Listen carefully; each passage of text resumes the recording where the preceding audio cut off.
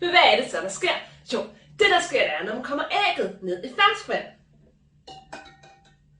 Så synker ægget til bunden, fordi ægget har en højere densitet, altså massefylde, i forhold til ferskvandet.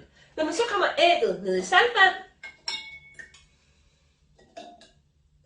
så flyder det ovenpå, fordi saltvandet har en højere densitet end ægget, og derfor bliver det nærmest lettere. Det var denne her uges science eksperiment, og jeg håber, at du har lyst til at afprøve det.